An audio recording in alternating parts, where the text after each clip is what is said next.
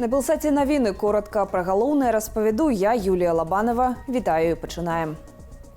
Лукашенко і Путін, які прилетів у білоруську столицю напередодні, абмяркоўваюць вучэнні ў выкарыстанні ядравай зброі. Пра гэта паведаміла дзяржаўная інфармацыйная кампанія «Белта». Таксама ў Беларусь прыбылі новапрызначаны міністр абароны Расіі Андрей Белавусаў і старшыня Росатому Алексей Лихачоў. Напередодні Лукашенко и Путин зладзілі неформальную встречу. Была такая большая встреча с членами правительства. Говорили как раз о моем визите к вам. Практически по всем направлениям прошлись там и по промышленной кооперации, по энергетике, по сельскому хозяйству, по вопросам безопасности. Ну, наверное, полправительства было. Некоторые приедут, завтра будут участвовать в переговорах. Поговорим, конечно, и об учениях, о второй фазе учений. Это связано с прямым участием наших белорусских друзей, коллег в военной сфере в этих мероприятиях. Сустракаў жа Пуціна ў аэрапорце асабіста Лукашенко. Расійскі прэзідэнт сышоў з самалёта куленепрабівальным трапам. У Беларусі чакаецца амністыя да 3 ліпеня, 80-годдзе вызвалення краіны ад нямецка-фашысцкіх захопнікаў. Праект закону апублікавалі на нацыянальным прававым інтэрнэт-партале. Штопраўда, ён не датычыць асуджаных паводле артыкулаў за нібыты экстрэмізм і тэрарызм.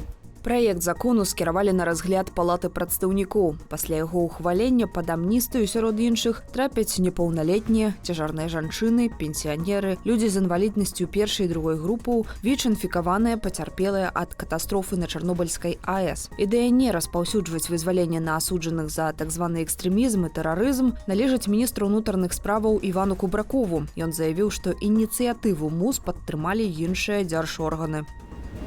Координаційная рада зняла з удзелу ў выбарах спіс законы правапарадак. Прычынаю сталася адмова Александра Азарова заявіць самаадвод пасля скандалу з рассылкай у чат-боце плану перамога. Александр Азаров узначальваў спіс законы правапарадак. Заклік галасаваць на выбарах у координацыйную раду за ягоны спіс быў распаўсюджаны праз чат удзельнікаў плану перамога. Паколькі ўзаемадзеянне з чат-ботам можа пагражаць тым, хто жыве ў Беларусі, і рассылка не мела дачынення да мэтаў рэалізацыі плану перамога, дзеянні Азарова выклікалі крытыку. Яшчэ да выстаўленага координацыйнай радай дэдлайну для зняцця Азаровым ягонай кандыдатуры у тэлеграм-канале Белполу з'явілася паведамленне, што каманда законы правапарадак падтрымала свайго лідара і пастанавіла пакінуць яго ў спісе. Таксама выбарчая камісія разгледзела запыты на выдаленне некаторых чальцоў спісу «Наша справа». З яго знялі 2 кандыдатаў – Віктара Саскевіча і Андрэя Жукаўца, каб захаваць гендерныя квоты. Аб'яднанне «Наша справа» палічыла такую нагоду фармалізмам і асудзіла. Стала вядома дата завочнага суда над галоўным дарадцам Святланы Ціханаўскай і Франакам Вячоркам. Мінскі гарадскі суд прызначыў паседжанне на 31 траўня.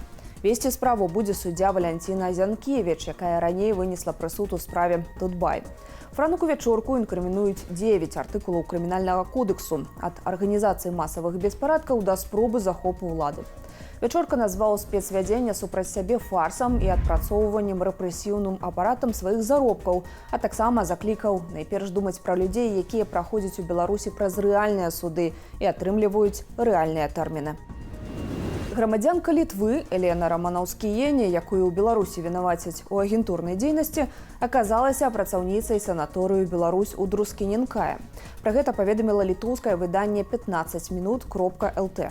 Элене Раманаўскіене 59 гадоў. Яна нарадзілася ў Менску, але пераехала ў Літву. Працавала загадчыцай аддзелу маркетынгу ў санаторыі «Беларусі» ў невялікай кампаніі, што займалася рэкламнай дзейнасцю. Учора з'явілася інфармацыя, што ў раскладзе Менскага гарадскога суда на 3 чэрвеня прызначанае закрытае паседжанне для разгляду крымінальнай справы аб агентурнай дзейнасці. У ім значылася грамадзянка Літвы Елена Раманаўскіене, арыштаваная паводле падазрэння ў шпіянажы. Літоўская МЗС рэкамендуе жыхарам сваёй краіны не ездзіць у Беларусь. Швецыя спрасціла легалізацыю беларусам. Для атрымання дакументаў цяпер можна будзе скарыстацца і пратэрмінаваным беларускім пашпартам. Гэта стала вынікам сустрэчы Святланы Ціханаўскай са шведскім міністрам замежных справаў Табіясам Більстрэмам. Да таго ж, наша краіна цяпер будзе мець статус небяспечнай для вяртання.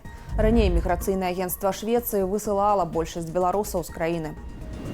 У Пружанах гарэў ваенны полігон. Для лакалізацыі пажару задзейнічалі супрацоўнікаў МНС і спецавіяцыю. Узгарэнне пачалося ля пасёлку Ружаны. Падчас ваенна-вучэбна-трэніровачных заняткаў на палігоне загарэлася сухая расліннасць, пасля чаго полымя перакінулася на лясны масіў. Спыніць яго ўласнымі сіламі вайскоўцаў не ўдалося. Для тушэння задзейнічалі 56 працаўнікоў МНС, 10 адзінак наземнай тэхнікі і 3 борты авіяцыі МНС. І гэта ўсе навіны ў кароткім аглядзе. Каментуйце выданне, стаўце лайкі і дзяліцеся ім. Так інфармацыю пабачыць яшчэ больш гледачоў. Падсумаванне ж інфармацыйнай карціны дня глядзіце ў аб'ектыве 20. Заставайцеся з намі.